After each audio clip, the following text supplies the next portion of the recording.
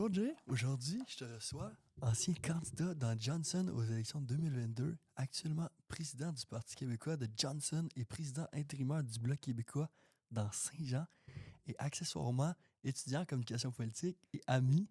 Bienvenue Jay à Horizon Politique. Merci beaucoup, merci beaucoup. C'est gentil de m'inviter déjà. Ben, ça me fait plaisir. Un des buts du podcast, c'est de mettre en valeur le programme de communication politique, toute la Sciences Po. Et là, on a un étudiant qui a fait une campagne électorale. Je crois que ça valait la peine de te recevoir. C'est gentil. Ben, je t'avoue que c'est peut-être pas le profil le plus commun. Avant Quand même, hein? Je peux le confirmer. Parce qu'on va en parler plus tard de cette campagne. Moi, je vais commencer tout de suite par parler du comité Horizon. En avril dernier, on a eu une assemblée générale et toi et Léa Charbonneau, il y avait aussi Maya Thibodeau dans le projet en tant que coordonnatrice, vous aviez proposé de reprendre le comité Horizon pour faire un journal étudiant qui allait se nommer Indépendance. Pourquoi avoir insisté sur ce nom-là? Déjà, c'était l'indépendance. L'indépendance. L'indépendance. Ensuite, c'est drôle de commencer avec les dramas, mais ça me convient. Faisons ça tout de suite. L'objectif de base, c'était d'accorder un peu de crédit à la culture politique, parce que je pense que c'est quelque chose qu'on ne met pas assez de l'avant, d'autant plus de façon universitaire. Puis, l'indépendance était un rappel déjà au journal que le RIN avait fait à l'époque, parce que ça s'appelait le journal L'Indépendance. Mais c'est aussi parce qu'on peut qualifier l'indépendance de toutes sortes de façons, l'indépendance journalistique, l'indépendance d'expression. Il y avait plusieurs sortes d'indépendance, puis on voulait la caractériser dans ce journal-là. On a eu quelques dissensions, puis je le conçois parfaitement à dire que l'objectif restait que du moins, Parce que tu es conscient que le mot indépendance, est connoté. dans le contexte québécois, est connoté et 100%. dégage une certaine idéologie politique. Un journal étudiant, normalement, tu veux que ça soit un petit peu impartial. Et là, on s'était un petit peu opposé à ce que ça s'appelle l'indépendance. Pourquoi ne pas avoir juste cédé sur le nom, mais il y avait quand même, c'était une belle opportunité de faire un journal étudiant. Puis là, vous avez quand même laissé tomber cette idée-là parce que c'était pas le nom dont vous souhaitiez quand même. Là. C'était pas uniquement une histoire de nom qu'une histoire de projet, dans le sens où on croyait à une vision qu'on a construite pendant quand même quelques mois sur ce projet-là. Puis c'est non pas la dissension que le fait qu'on ne pourrait pas arriver à la vision qu'on souhaitait qui nous a fait arrêter.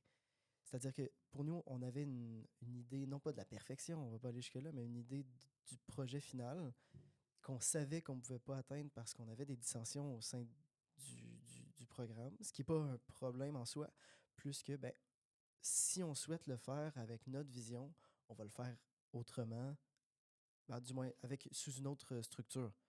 L'idée qu'on avait par la suite, puis c'est non pas abandonné, mais on n'en discute plus beaucoup, mais c'était de le faire, mais sans comme Paul, parce qu'on avait, comme dit, l'idée, on avait le projet, puis on avait la forme de ce qu'on souhaitait faire. Puis pourquoi ça s'est pas fait ça, en dehors du programme de Compol?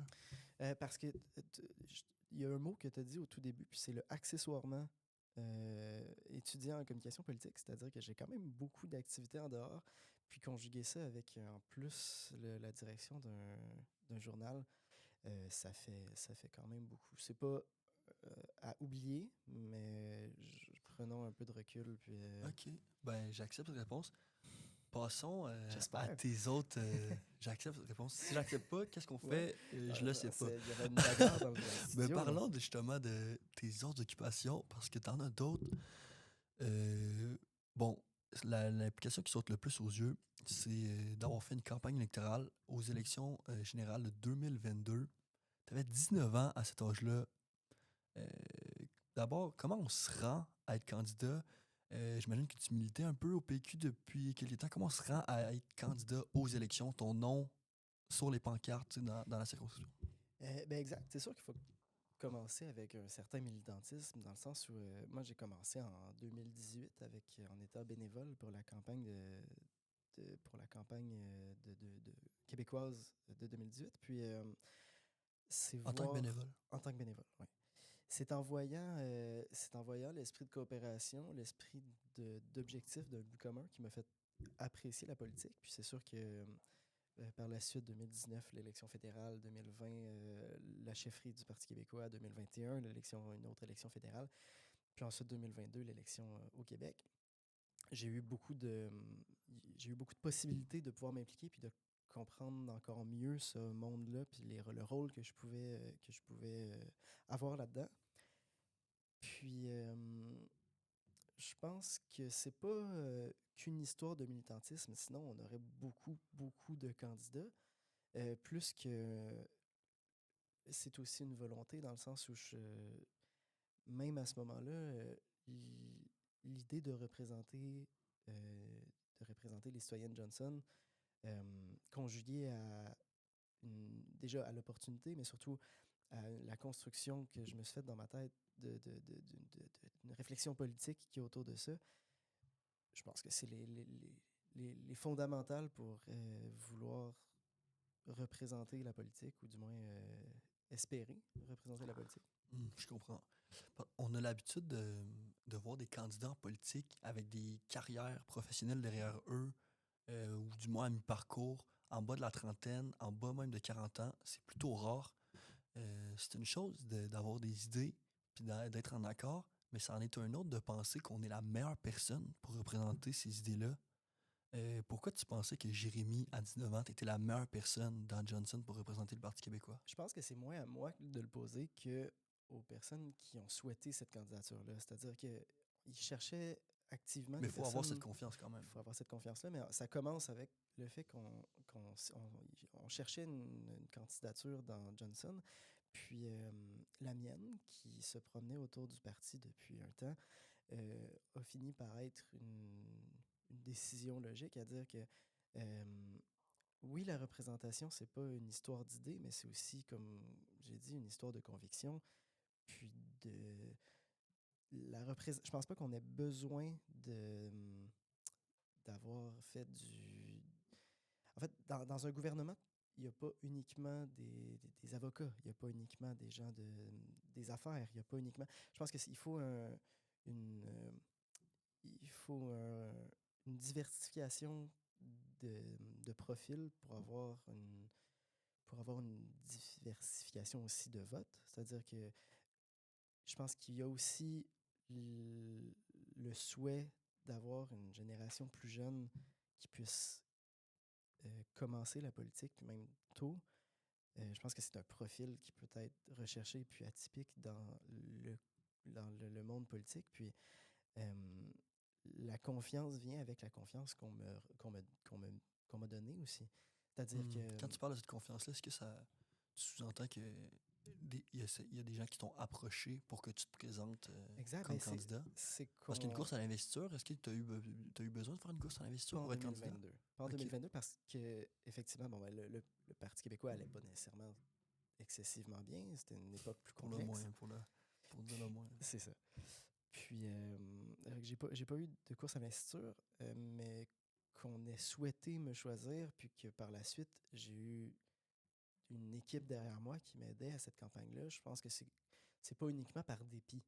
Dans le sens où je pense qu'il y a aussi le résultat de travail, le résultat d'idées, d'une vision qui, je pense que je suis capable d'apporter aussi, puis que j'ai apporté à ce moment-là. Excellent. Moi, je suis quand même curieux de savoir comment ton entourage a réagi. Là, tu milites depuis un certain temps. Tout le monde sait que tu es un passionné de politique, mais là, tu fais hey, je me présente comme candidat. Euh, Là, je sais que la CAQ t'es super forte. Tu étais contre André Lamontagne. Il y a quand même des chances que tu te retrouves député. Euh, c'est quand même gros comme implication. Comment ton entourage réagit? Honnêtement, j'ai pas eu de. Je pense que, comme dit, je militais déjà depuis un temps. Puis, je pense que mon entourage savait qu'un jour ou l'autre, j'allais y aller. Ce fut plus tôt que ce qu'il pensait. La première occasion que tu as eue C'est à ça. 19 ans, tu sais. C'est Tu n'avais jamais voté, tu sais. Non, c'était mon premier vote, ça a été pour moi. Euh, donc, c'est ça. Je pense qu'il savait que ça allait arriver un jour. Donc, c'était pas de l'étonnement. Puis, effectivement, dans un contexte politique où la CAQ était très forte, puis qu'on savait que la CAQ allait être forte, Les espérances existaient toujours de façon évidente. On ne fait pas une campagne électorale pour rien. Mais on savait que les chances étaient quand même moins importantes que la CAQ. Ça, c'était On une s'entend, on certitude. s'entend. Oui. On avait fait face à une vague caquiste en 2018. Bon, les sondages démontraient qu'il était largement en avance.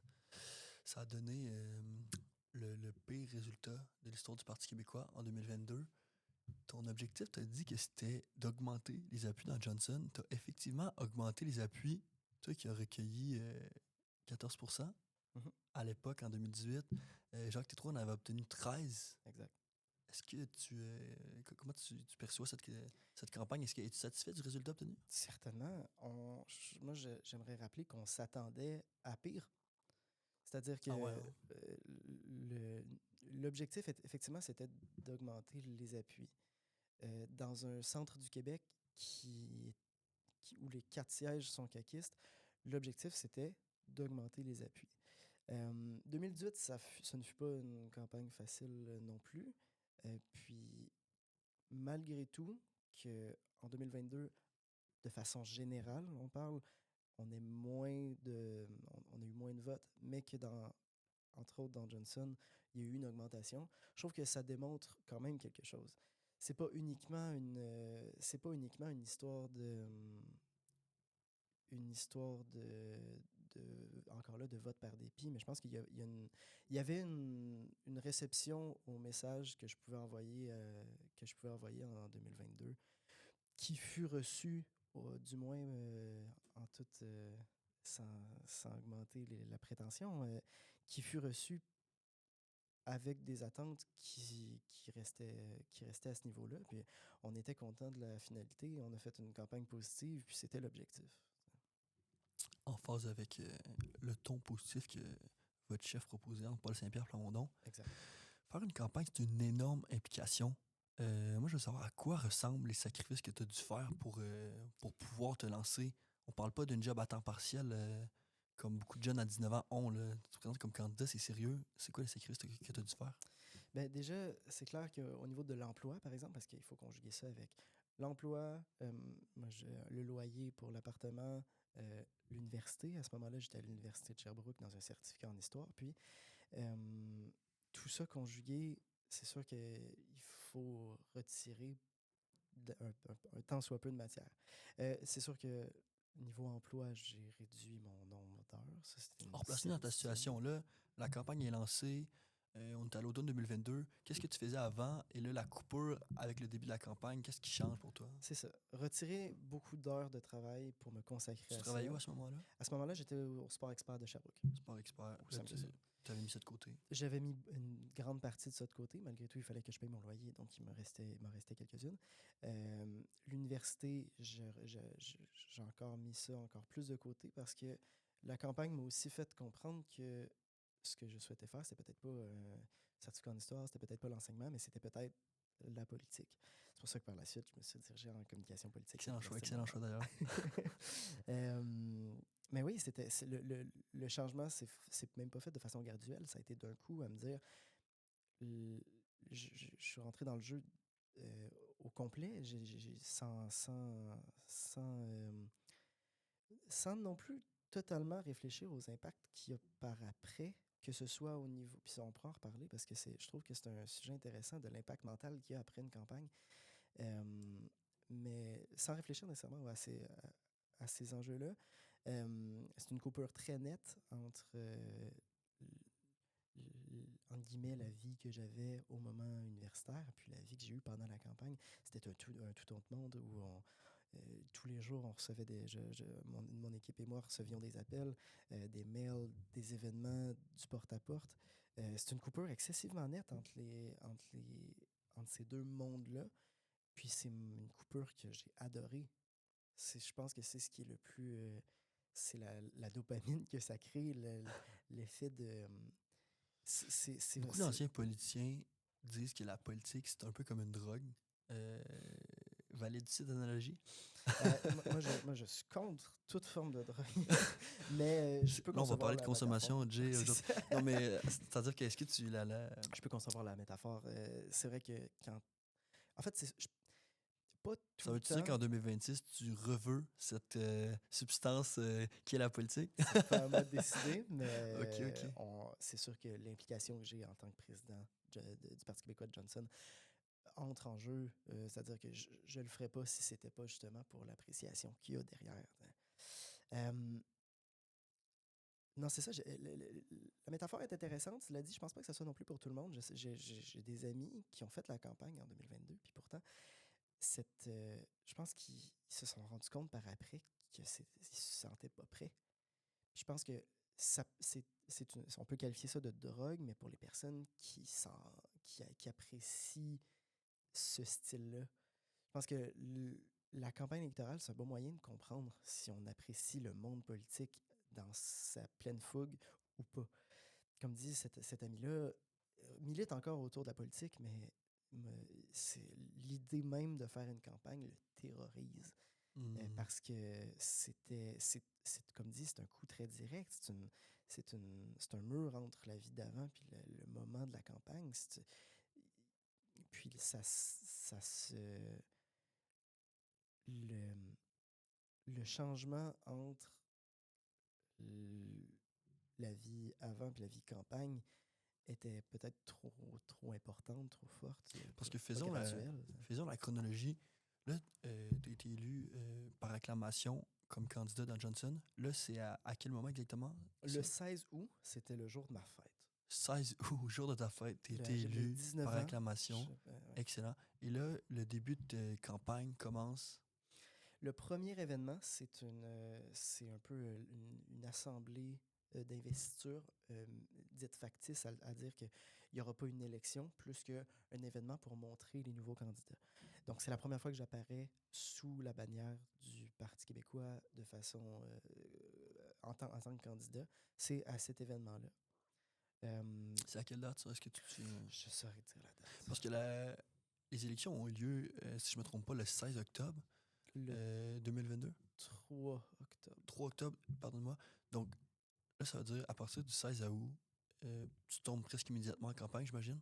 Oui, oui, C'est ça. directement. Bon, moi, je suis. Il y a des personnes qui, justement, ont eu soit des investitures ou se sont fait, ou ils se sont fait élire, entre guillemets, avant. Et donc, eux, ils ont eu une pré-campagne. Il y a Puis, toujours une campagne qui c'est ça. commence avant la campagne, c'est ça. Alors que le 16 août, c'était déjà parti. On savait déjà la date de l'élection, puis on partait directement. Enfin, moi, j'ai pas eu, justement, le temps d'adaptation. Je l'ai que très peu eu. J'ai directement été Sauter dans dans le l'arène bain, comme là. ça. Exact. Excellent. Moi, je suis curieux. Une fois élu comme candidat, à quoi ça ressemble les ressources qui te sont allouées côté budget, côté employé? Qui organise ta campagne? Qui t'aide à faire les activités qu'un candidat fait, c'est-à-dire aller faire du porte-à-porte, aller solliciter les citoyens, aller chercher des votes finalement? Au niveau de l'équipe, j'ai eu de la chance, c'est-à-dire qu'il y avait déjà un exécutif local qui était élu. À partir de là, quand il y a eu un candidat également élu, ils m'ont simplement contacté.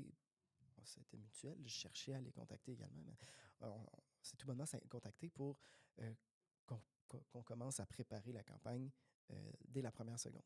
Fait que là, il y a certaines personnes qui sont encore dans l'exécutif actuel, qui m'aident encore dans l'exécutif, puis pour le Parti québécois de Johnson. Donc, au niveau de l'équipe, ça ressemble à ça. Il y a des personnes qui s'occupaient, par exemple, de certaines régions précisément. Donc, il y a des personnes qui se promenaient avec moi plus précisément à Drummondville, plus précisément à Actonville, puis on se divisait les régions de cette façon-là. Dans Drummondville, il y a aussi l'aspect que la ville est divisée en deux entre Drummond-Boisfranc et Johnson. Donc, moi et mon collègue à ce moment-là, M. Émeric Couture-Picard, on se promenait souvent dans Drummondville ensemble dans les événements parce que la ville est divisée en deux, mais c'est les mêmes enjeux. Donc, au niveau de Bien sûr. l'équipe, ça ressemblait sensiblement à ça. Il y a les personnes, évidemment, qui faisaient des appels, les personnes qui faisaient signer le le bulletin de candidature. Euh, Parce que là, quand tu parles de l'exécutif, euh, là, si on résume, là, c'est qui que tu as avec toi? Est-ce que tu as un attaché politique avec toi? Est-ce que tu as quelqu'un qui s'occupe des relations avec les médias? Concrètement, là. dans une campagne à faible moyen, parce que c'est ce qu'on était en 2022, on n'a malheureusement pas énormément de ressources ou du moins la préparation de ces ressources-là est peut-être moins importante. Euh, j'ai un doc, donc un directeur d'organisation de campagne, qui, lui, s'occupe des événements de façon générale, de qu'est-ce que tu pourrais faire à quel moment. Ça, c'est c'est le bras droit. Ça, c'est la personne qui est quasiment... Ben, tout le monde est important, c'est une équipe, mais c'est la personne qui s'occupe. Ton directeur de campagne, ouais. C'est ça. À côté de ça, tu as les personnes qui, comme dit, qui s'occupent, par exemple, des bénévoles. Mais dans un contexte où euh, les ressources sont moindres, une chance que les ressources humaines sont au moins un peu plus pertinentes, mais souvent, on n'a peut-être pas les moyens nécessaires pour faire une campagne à plein moyen.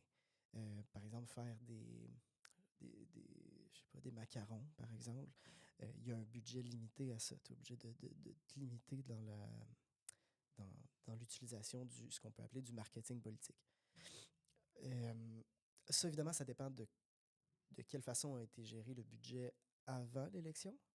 Donc, si l'exécutif, puis de façon générale, la circonscription a beaucoup de dons durant les 4 années précédentes, il y a habituellement plus de budget aussi pour la campagne euh, sur le moment. Oui. Restons sur cette campagne dans Johnson.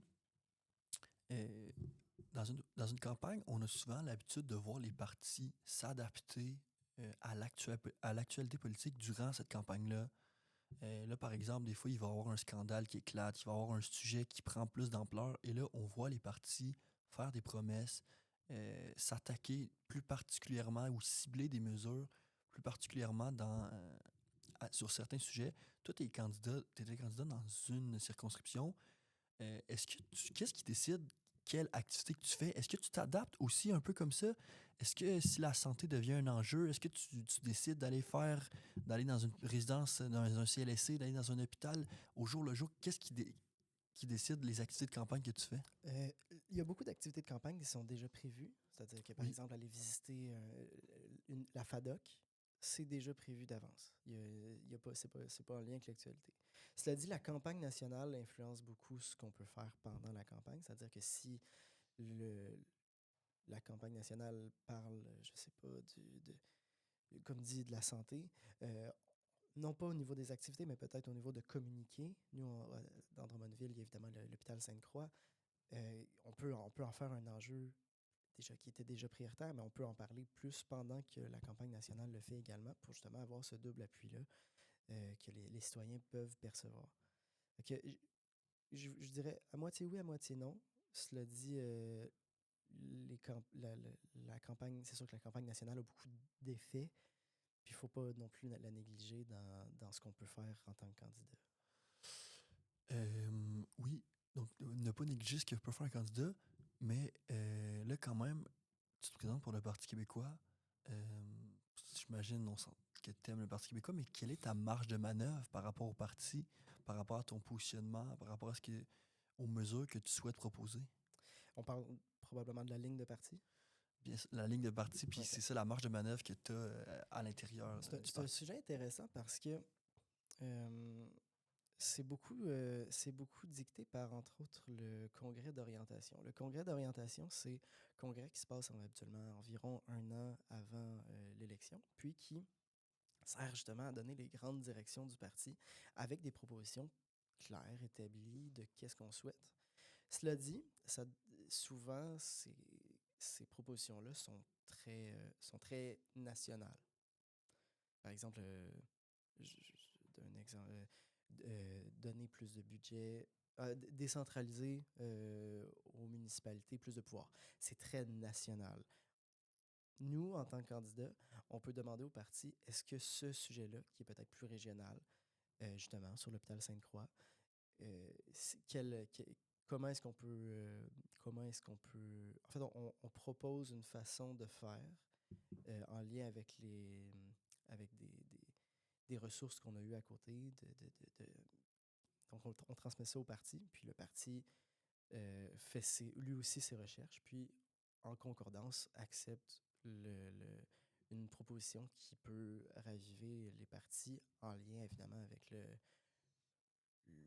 le- on va dire l'idée générale que ce qui est le Parti québécois. Si j'ai une proposition qui refuse l'indépendance, bon, On s'entend, on c'est s'entend. peut-être pas une bonne idée.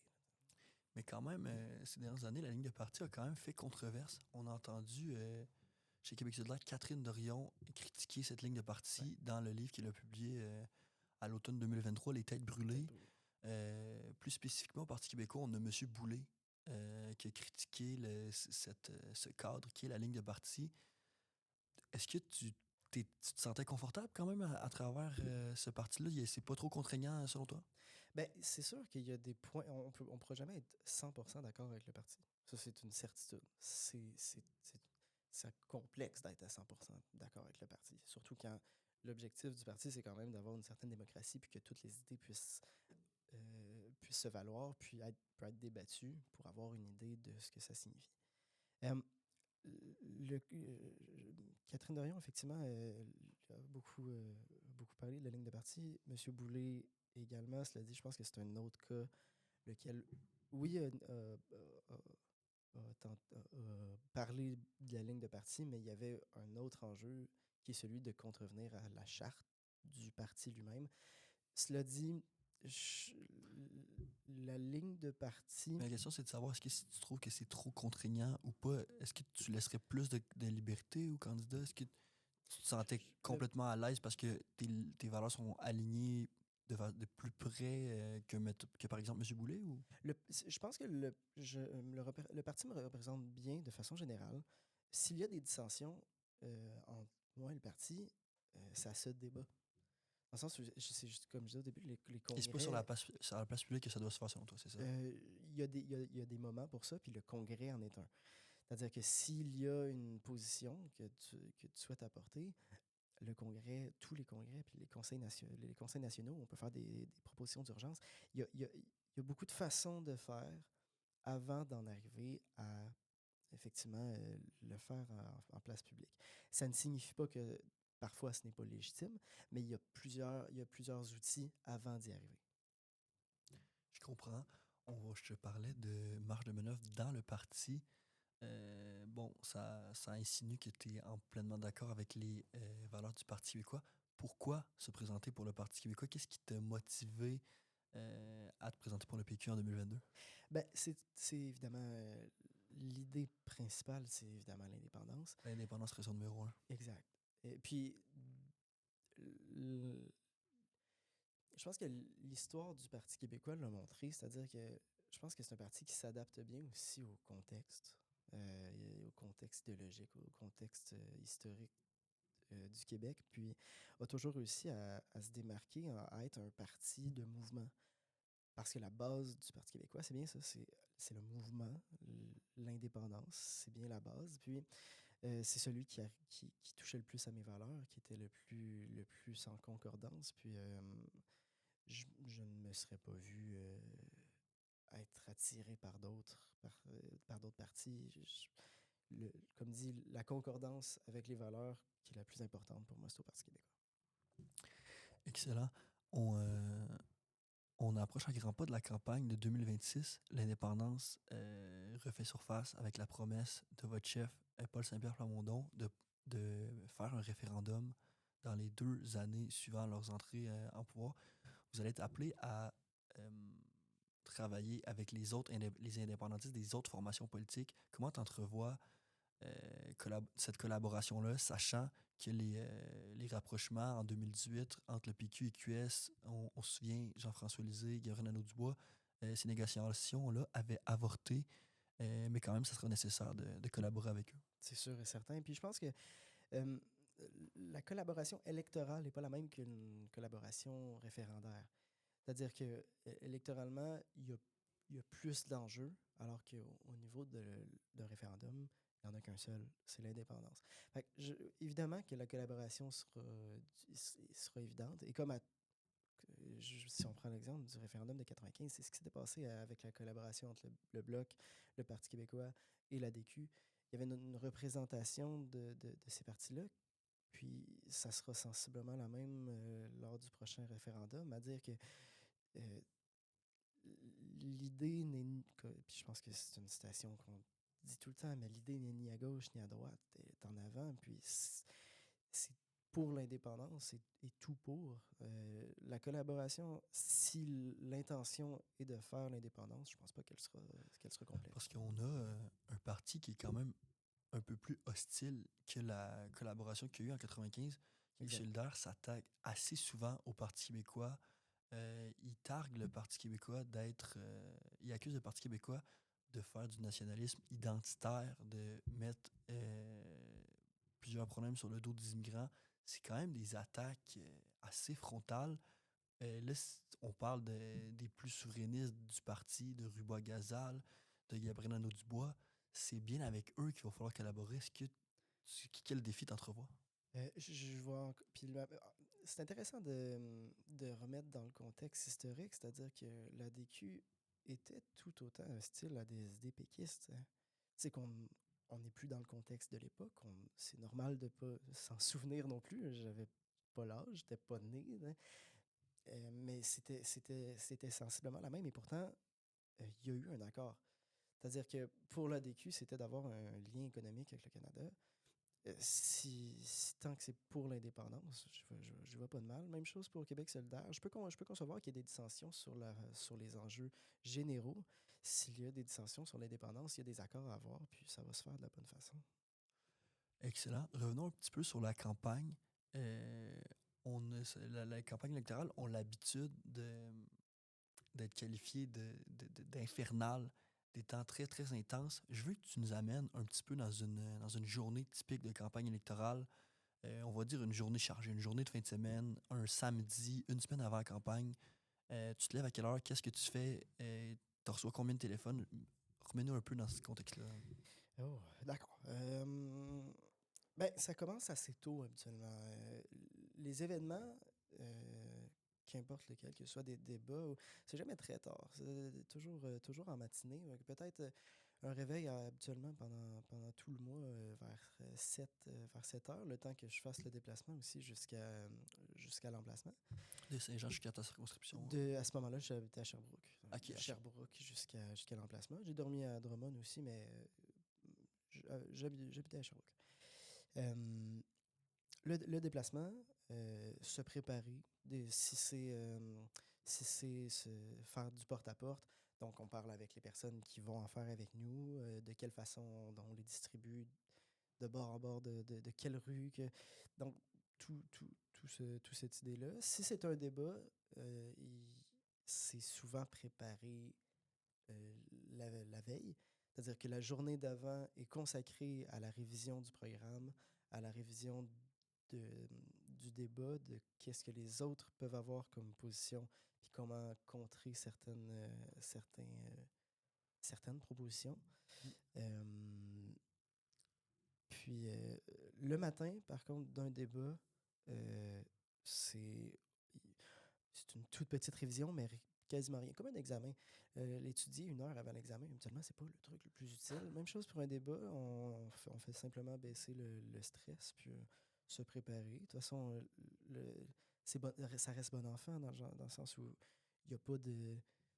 On part pas à la guerre. C'est une. C'est pas un débat télévisé non plus quand même. Non plus, exact. Bien que ça reste primordial d'avoir ces débats régionaux-là, effectivement, c'est pas national.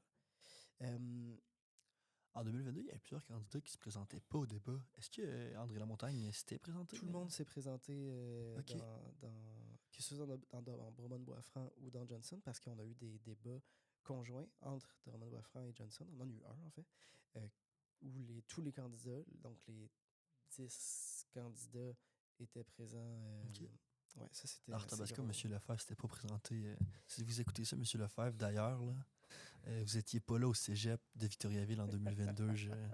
Je souligne encore. Là. Je sais que vous êtes pas pour la CAQ, mais ça en dit beaucoup. Mais je peux quand même souligner que ben oui, les deux caquistes étaient présents, puis c'est tout à leur honneur, parce qu'effectivement, on en a vu beaucoup qui malheureusement ne l'étaient pas. Ouais, c'est ça. Il y avait de l'avance et là, il se disait qu'il n'y avait pas besoin de se présenter, ce qui est un petit peu Je ne vais pas dommage faire quand même. Hein. de procès d'intention, mais bon, C'est pas toi qui dis. c'est ça. Moi, j'ai C'est rien pas toi dit. qui dis. Mais c'est effectivement malheureux que, J'ai un petit Que- parti pris pour la démocratie, C'est ce que disons-le. j'allais dire. C'est malheureux que un moment démocratique aussi important, et même régionalement aussi important qu'un débat électoral soit, soit mis de côté. Fait que je suis assez d'accord je suis assez d'accord avec toi. Euh, Hors débat, si c'est pas encore là, se promener faire du porte-à-porte ou un débat, c'est souvent des événements, peut-être aller parler à des jeunes dans une école. À ce moment-là, ça se fait encore là sur le coup, euh, souvent accompagné, comme dit, de mon bras droit, mon doc. On se promenait, on allait à l'événement, que ce soit la visite comme dit, la visite d'une ferme bien précise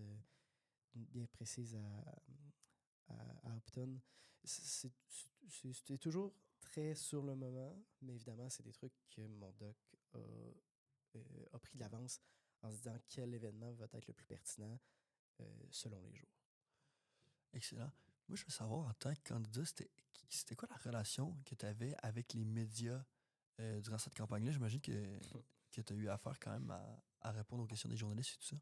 Je dirais, tous les médias ont été d'une gentillesse assez impressionnante parce que, puis je pense que j'avais cet aspect-là, puis je pense que je l'ai encore, le fait que je sois jeune. C'était Il dit, je pense que je suis encore jeune. Je pense que oui. Là. Oui, je pense rentre que dans oui. les médias étaient gentils à ce propos-là parce que je pense, leur point, c'était pas d'essayer de me. Il y avait le contexte du parti qui était un peu plus bas, puis il y avait le contexte que j'étais jeune. Il y avait peu de pièges posés. L'objectif, c'était vraiment de me Peu faire d'attente, j'imagine aussi. C'est sûr que peut-être moins d'attendre qu'un caquiste qui sort d'un mandat, effectivement. Oui. Mais l'objectif, c'était vraiment de me faire connaître, puis je les remercie pour ça. Le seul qui m'a été plus complexe, puis je n'aimerais pas le média, c'était mon tout premier, puis c'était assez... on m'a... C'est le lendemain qu'on m'ait accepté en tant que candidat dans Johnson. Le lendemain, il y a un média qui m'a contacté pour me demander ma position sur l'hôpital Sainte-Croix. J'avais la position, j'avais la proposition, je savais qu'est-ce qu'on souhaitait, mais on s'était divisé les enjeux entre Émeric et moi pour Drummondville. Puis dans Drummondville, c'était Émeric qui avait celui de l'hôpital Sainte-Croix. Puis la journaliste, je lui dis ça. Puis la journaliste me dit, oui, mais vous êtes censé connaître. Puis oui, mais je le connais, mais le dossier qu'on s'est divisé est celui d'Émeric. Puis, continuant sans cesse d'essayer de me faire sortir des infos, elle me dit, je venais chez vous. Je dis, je réponds pas trop. Puis 5 minutes plus tard, elle arrive devant chez moi avec la grosse camionnette. Puis elle me pose des questions sur l'hôpital Sainte-Croix. Puis je tente de répondre comme je peux. Puis c'était censé être diffusé à heure de grande écoute sur les médias traditionnels. Puis l'objectif à ce moment-là, c'était vraiment de me tendre un piège le lendemain, de foncer dans le temps. Je comprends l'effet médiatique que ça peut porter, mais je trouve triste que malgré les infos que j'ai données, Émeric, au final, elle a aussi contacté Émeric, puis c'est Émeric qui est passé à heure de grande écoute, et tant mieux. Mais T'avais pas fait gaffe, c'est ça la bonne nouvelle. non, exact. Je me plaindrai pas là-dessus. Je me suis tenu à carreau, mais j'ai trouvé très, très brutal la façon de le faire. Puis c'était le lendemain. J'ai été mis dans le bain très vite. Là. Ça a été Le lendemain, les médias débarquaient chez toi. C'était quelque chose. Oui, oui. Ça, je t'avoue que c'était pas. Je m'attendais pas à ça. Tu avais accordé une entrevue au journal La Voix de l'Est et tu avais répondu à une question qui est à quelle époque auriez-vous aimé vivre? Oui. Tu avais répondu j'aime énormément le vieux jeu politique. J'aurais aimé vivre entre les années 50 et 70, une époque où l'on pouvait discuter de tous les sujets. Pourquoi cette fascination pour cette époque-là? OK. Il y a l'aspect, malheureusement, de plus en plus présent où il faut se positionner d'un coup. Dès qu'un enjeu sort, il faut être positionné. Le jour même, dans les heures qui suivent. J'apprécie L'événement. moins cet aspect-là parce qu'on n'a pas le temps d'y réfléchir. Je pense qu'il y a des rapports, il y a tellement de facteurs à des enjeux que de prendre position dans les minutes, dans les heures qui suivent un enjeu primordial, c'est. Je trouve pas ça sain. Je pense que dans un débat démocratique, justement, on se doit, oui, de débattre, mais surtout de prendre tous les points factuels, tous les facteurs qui pourraient influencer un enjeu, puis de les prendre en compte. Mais c'est malheureusement ce que je trouve qu'on prend. Je pense que Paul a apporté peut-être un certain vent de renouveau avec cet esprit-là, mais je trouve il y a cette, cette précipitation à vouloir avoir un avis dès la seconde où ça sort qui me dérange et qui, à l'époque, du moins selon la perception que j'en ai, puis peut-être que c'est erroné, mais j'ai l'impression qu'on prenait moins position rapidement. Bon, le régime du plessiste, on va faire attention, mais je dirais plus dans les années 60-70 où le début du mouvement indépendantiste aussi qui prenait ses racines, que ce soit avec le RIN ou le début du Parti québécois. C'était une ambiance justement euh, de débat, d'un renouveau démocratique que, qui s'est peut-être effrité avec le temps, avec les médias sociaux qui nous obligent à avoir une position très rapide, puis même avec le média sensationnalisme, sensationnaliste, qui, c'est ça, oblige à avoir des fois des positions moins nuancées pour que ça rentre dans l'agenda politique. Cette dichotomie-là entre les années 60-70 puis celle d'aujourd'hui, je la trouve importante. Puis justement, c'est par la réflexion des facteurs qui ont engendré cette discontinuité-là que T'apprécies pas l'accélération que la médiatisation de la politique l- engendre?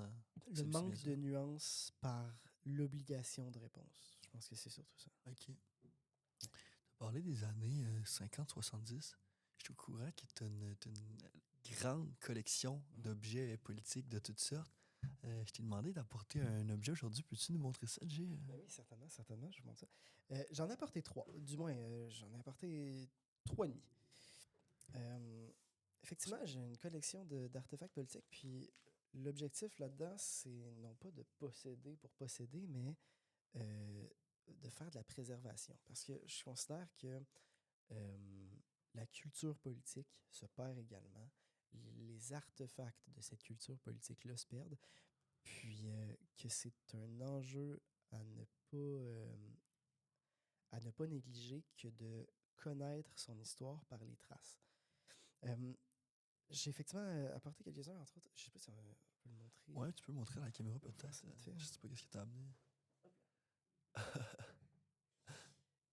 C'est l'un des tout premiers macarons de la nouvelle Union nationale, probablement élection de 1936. Euh, je trouvais important comme dit, de montrer les articles, même les plus anciens. C'est pas mon plus ancien, j'en ai de 1850. Là, pas les plus anciens, mais je trouve important de le montrer parce que justement, bien que ça soit peut-être une période que les gens qualifient de plus noire ou qui peine La grande à noirceur que la tu grande fais. noirceur, je trouve important de se rappeler de ça. Déjà, il faut aussi faire une différence entre la grande noirceur puis entre 1936 et 1939.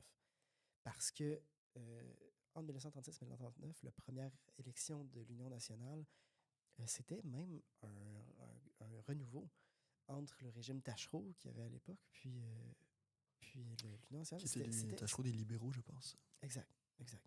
C'était un grand renouveau.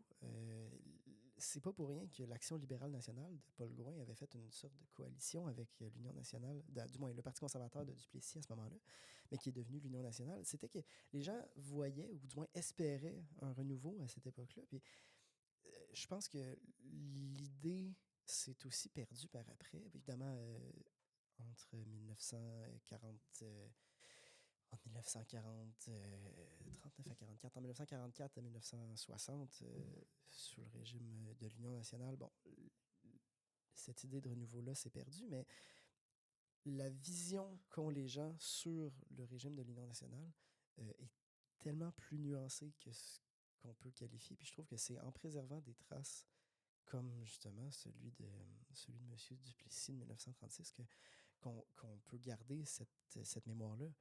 Euh, Évidemment, on a besoin d'avoir le contexte historique puis de connaître On s'entend. les référents pour comprendre le macaron, mais je trouve important justement qu'il y ait des personnes qui puissent s'en occuper de ça.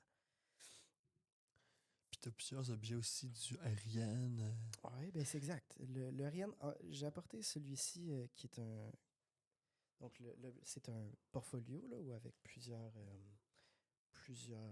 Ça, pour pages. ceux qui écoutent, c'est seulement son cartable du Ariane. Quelle ampleur a ta collection, juste pour le fun, Jay? Bon, au niveau de livres, j'en ai environ 630.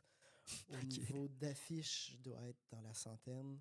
Au niveau de matériel politique, j'ai euh, 8 cartables plus Ok. gros que ceux-là, parce qu'effectivement, ça, c'est uniquement le RN. J'en ai 3 pour le Parti québécois, 4 pour le Parti québécois, Ok. un pour le Bloc, un pour l'Union nationale, un pour le Parti libéral, un pour le Parti conservateur, parce qu'à l'époque, existait le Parti conservateur avant qu'il y ait celui d'aujourd'hui. Euh, bon, etc. Puis, cette, ce portfolio-là, je voulais surtout le montrer parce qu'il y a aussi l'idée de connaître ce qu'ils ont fait. C'est-à-dire que je les ai triés par ordre chronologique, d'ores et déjà. Puis surtout, euh, je peux donner un exemple de, par exemple, je vais en prendre un qui fonctionne, là.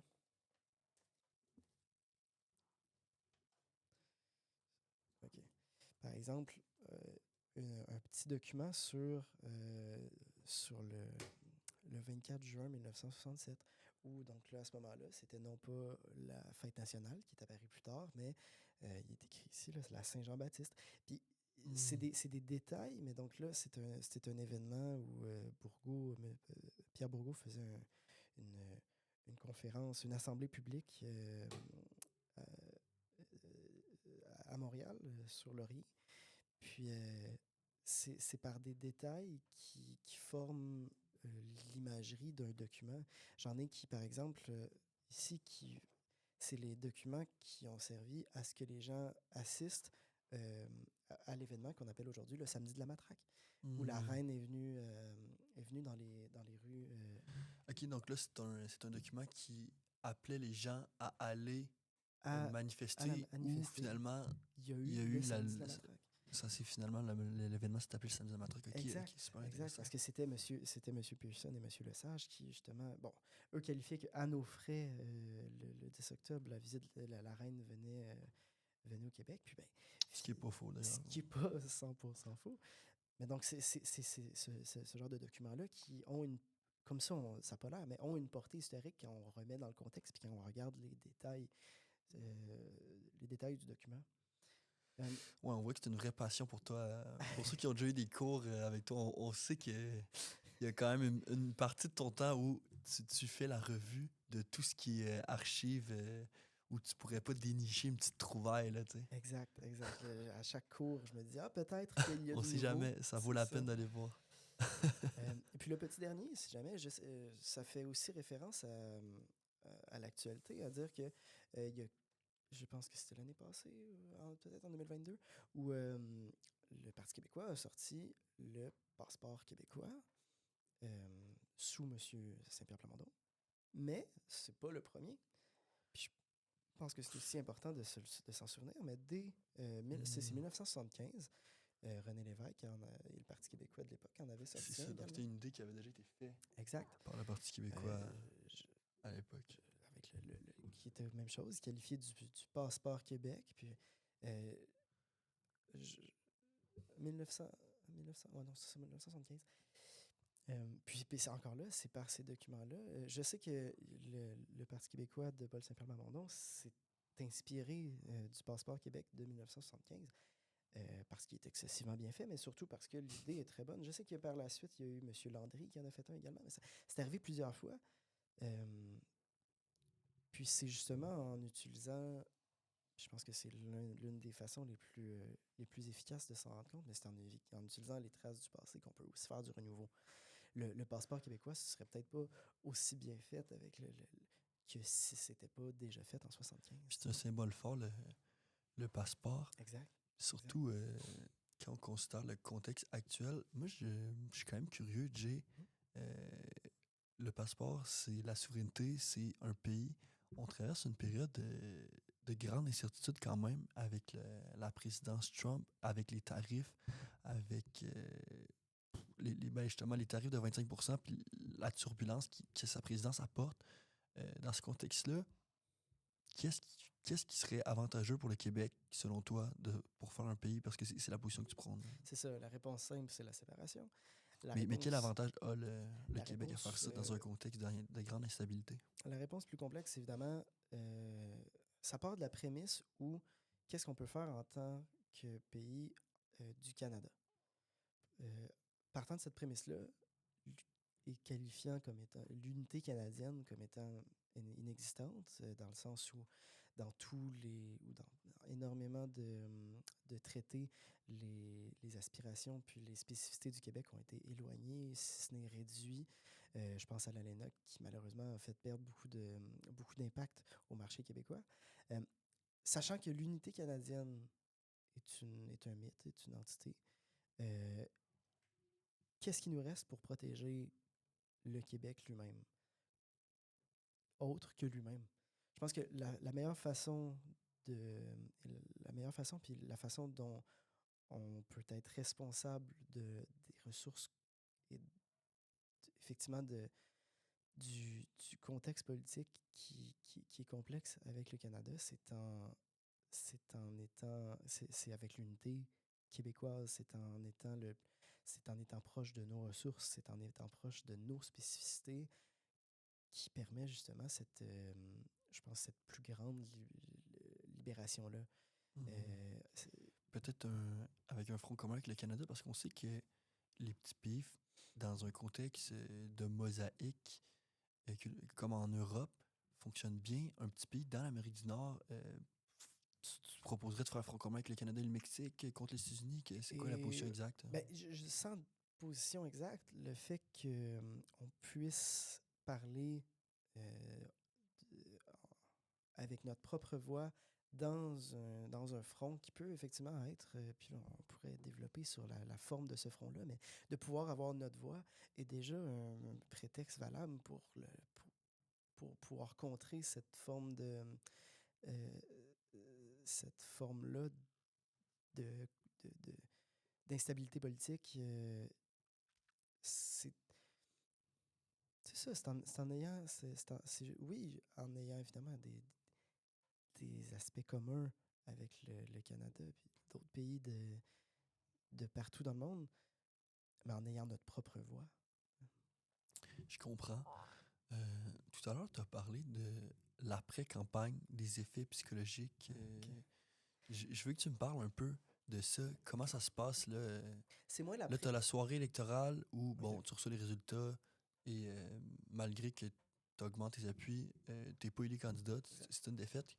Ensuite, comment ça se passe? C'est intéressant parce que, comme dit, je pense qu'on n'en parle pas assez, mais une après-campagne sans ressources, et là je parle pas de la campagne, mais un après-campagne sans ressources, c'est excessivement dur. À dire que pendant plus d'un mois, chaque jour, il y a des événements, chaque jour tu reçois des appels, chaque jour tu reçois des mails, chaque jour tu as quelque chose à présenter, à faire, tu bouges de partout, tu fais des centaines de milliers de pas, puis que du jour au lendemain, plus rien. Je m'attendais pas à ça, puis l'effet psychologique que ça frappe est assez perturbant. Euh, je sais que j'avais vu un article il y a quand même un temps sur euh, ce qu'on peut appeler de dépression post-électorale. Puis c'est sensiblement ça que la personne apportait, à dire que ce fut tellement un 30 jours de dopamine, un 30 jours d'adrénaline, un 30 jours où rien ne s'arrêtait, que du jour où ça s'arrête, tu n'as plus rien. Euh, Puis, ne sachant pas cela, sans les ressources nécessaires, tu peux tomber facilement dans une... qualifier ça de dépression post-électorale, mais moi, ça m'a pris, euh, honnêtement, sans savoir ce qu'il allait avoir après, ça m'a pris un bon 6-7 mois OK, pour t'en facilement remettre, à là. me remettre de ça. Hmm. Parce que la coupure est aussi nette à la fin qu'au début. Le début est évidemment moins pire parce que tu es dedans, T'es en action, mais ouais. la coupure où ça s'arrête, elle est excessivement impressionnante. Et surtout inattendue. Euh, et je pense pas que je sois le seul cas là-dedans à dire qu'il y a des personnes qui foncent corps et âme dans une campagne électorale où même avec peu de chance, ils y croient. Puis c'est ce que j'étais. J'y croyais. Puis que du jour au lendemain, tout s'arrête. Aïe, aïe, aïe. Tu croyais pouvoir l'emporter?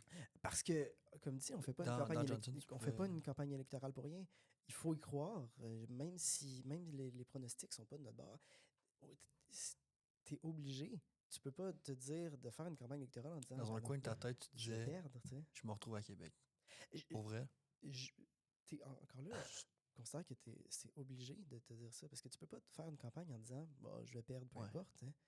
C'est pas comme ça. C'est pas comme ça que ça fonctionne. C'est justement en ayant la motivation puis en ayant l'esprit de dire que ça peut fonctionner que tu en perçois les réalisations. Puis je pense que l'augmentation de pourcentage entre 2018 et 2022 en est un exemple, mais le fait que je souhaite continuer dans cette voie-là en est également un.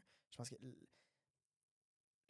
bien que ça m'a pris un temps de le remettre, maintenant que je sais que c'est le cas, déjà, j'aimerais bien qu'il y ait des ressources supplémentaires pour les personnes qui s'y attendent pas. Puis rajouter à ça, maintenant que je m'y attends, je- même dans le cas que les citoyens Johnson me, me, me, me refont confiance pour être candidat, Ok, je m'y attends. tu parles de tes intentions pour 2026, c'est ça? J'ai rien dit, j'ai dit advienne que pourra. Mais Ok. le fait seulement que je sais à quoi m'attendre post-électoralement, en cas de défaite, est déjà un, un enjeu que maintenant que je connais, je peux essayer déjà d'éviter, mais surtout d'éviter aux autres. Je, je- je pense que cette santé mentale-là, électorale, quelque chose qu'on parle pas assez, puis qui est pas parlé, parce que c'est tellement unique, c'est tellement Ouais, à personne ne vit ça. 125, Parce que là, presque 125. remets-nous, là, t'es le 4 octobre, la veille, le 3, les résultats sont tombés durant le soir, durant la nuit. Là, le 4 octobre, les jours qui suivent, à quoi ressemble ta vie, en fait? Euh, Évidemment, Es-tu en mesure de continuer à aller travailler? oui, je continue à travailler, mais quelle complexité. C'était vraiment pas facile parce que je travaillais pendant la campagne, je travaillais en me disant que j'allais faire campagne après. Là, je travaillais en me disant que rien. Ouais, ouais. L'enjeu est plus profond que, content d'un résultat, même si pas élu. Il y a des réels effets après une campagne électorale. Puis parce que justement, en fait, c'est que c'est tellement privilégié d'être candidat C'est ça. que on dirait que je peux pas me permettre de me plaindre de ça, mais je trouve important quand même de le qualifier, de savoir Le que ça mentionner, oui. existe. Là, on a parlé de l'après-campagne, mais là, quand même, durant la campagne, comment t'as trouvé ça? Comment t'as apprécié ton expérience, en Mais fait? c'est ce qui est assez impressionnant dans cette coupure-là, c'est que c'était passionnant. J'ai des mentors politiques qui m'ont construit pendant la campagne puis qui me servent encore aujourd'hui. J'ai une. Quand je réfléchis à cette campagne-là, j'ai encore de l'adrénaline en me disant c'était c'était un moment de ma vie que j'oublierai pas. En fait, j'ai eu la chance à 19 ans de pouvoir avoir cette expérience-là. Puis je l'enlèverais pour jamais, pour rien au monde. C'est une expérience unique qui unique, puis surtout, encore là, qui privilégiée dans le sens où j'ai eu cette chance-là de me faire demander à ce que je le sois, qu'on m'accepte en tant que j'ai une équipe derrière moi. Je pense que c'est plurifactoriel dans l'imagerie, à dire que une campagne, déjà, c'est pas tout seul. Puis cette énergie-là qui est portée par une équipe, mais c'est incroyable, là. Ah ouais, hein. Honnêtement, je pourrais en reparler longtemps, mais c'est vraiment c'est une sensation qui. C'est une Pour sensation toi, de c'est pas une mouvement, drogue, tu mais sais. c'est une sensation C'est très ça, très forte dont tu as exact. bien aimé. C'est une sensation de mouvement, de pouvoir faire quelque chose pour le Québec, de pouvoir faire quelque chose pour les citoyens de Johnson, de pouvoir les représenter, qui est une- on va dire un prix, non, le contraire, c'est un privilège, tu sais. Même à mon échelle, à cette époque-là, bon, comme dit que le Parti québécois allait moins bien, c'est un privilège que de pouvoir représenter ce parti historique-là dans une circonscription aussi importante que celle-ci. Depuis 2022, le Parti québécois a connu un tout qu'un revirement. Il a passé du troisième ou quatrième parti avec environ 14% aux dernières élections à, je pense, 34% dans le dernier sondage. Exact.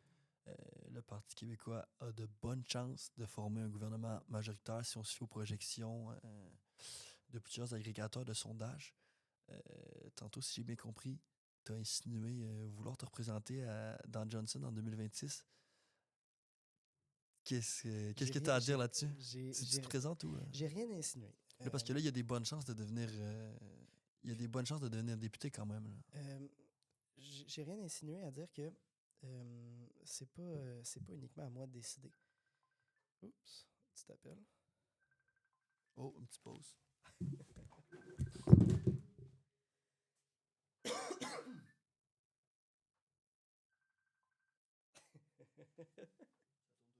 T'inquiète. Est-ce que ça fait encore? Ça fait encore, vas-y, Jay. C'est bon. C'est ça, c'est pas uniquement à moi de décider. Je pense que mon implication se fait beaucoup autour évidemment de l'indépendance, mais beaucoup aussi autour de la démocratie. Puis, euh, je ne déciderai pas seul si je suis candidat ou pas. Déjà, je souhaite. C'est aux membres de Johnson, du Parti québécois de Johnson, de décider. S'il y a une investiture, c'est justement le débat, celui qui représenterait le mieux les citoyens qui l'emporte. Puis, je suis absolument confortable là-dedans, puis c'est même ce que je souhaite. Euh, C'est-à-dire que la réflexion existe. Ça ne signifie pas que c'est un oui, que c'est un non. La réflexion existe, mais la démocratie euh, est encore plus importante. C'est-à-dire que si advient que je ne me présente pas puis il y a un débat entre deux, la démocratie reste prioritaire, puis c'est les citoyens qui décident. Ok? Parce que je comprends tes réserves. La dernière fois, tu avais été élu par acclamation. On peut quand même imaginer que dans un contexte, comme je le disais, où le Parti québécois est en avance à l'échelle nationale, mais aussi dans Johnson, si on regarde par circonscription, on peut facilement imaginer qu'un poids lourd se présente. As-tu pensé un peu à ça? Puis c'est quoi ta stratégie pour remporter cette investiture-là? Tu pars du principe que je me présente. À partir de là, je mets mes réserves. Moi, si, comme dit, je vais me ranger du côté de la démocratie, encore une fois. Moi, si quelqu'un souhaite se présenter, mais qu'il se présente, l'objectif, c'est d'avoir un débat sain, un débat construit, puis que les citoyens en décident. Puis surtout, ben, pour l'investiture, les membres, puis ensuite les citoyens. Pour moi, c'est primordial de garder cet aspect-là que quelqu'un qui souhaite être candidat n'est pas candidat. Quelqu'un qui souhaite être candidat se fait élire Et c'est à ce moment-là qu'il le sera. J'aimais cet aspect-là parce que je la trouve primordiale dans une démocratie saine. Puis, comme dit, je mets mes réserves tant qu'à mon implication. Je continuerai d'être, si les citoyens me le permettent, je continuerai d'être président de Johnson lors de la prochaine assemblée.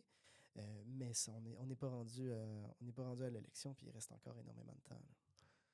Donc, la suite pour toi, c'est quoi? Là, je voulais rien insinuer, mais qu'est-ce qui t'attend pour Mais là, il y ta a, carrière politique? Je sais que tu es toujours président de Johnson, mais l'horizon 2026, là, je parle, c'est quoi? Qu'est-ce qui t'attend pour 2026?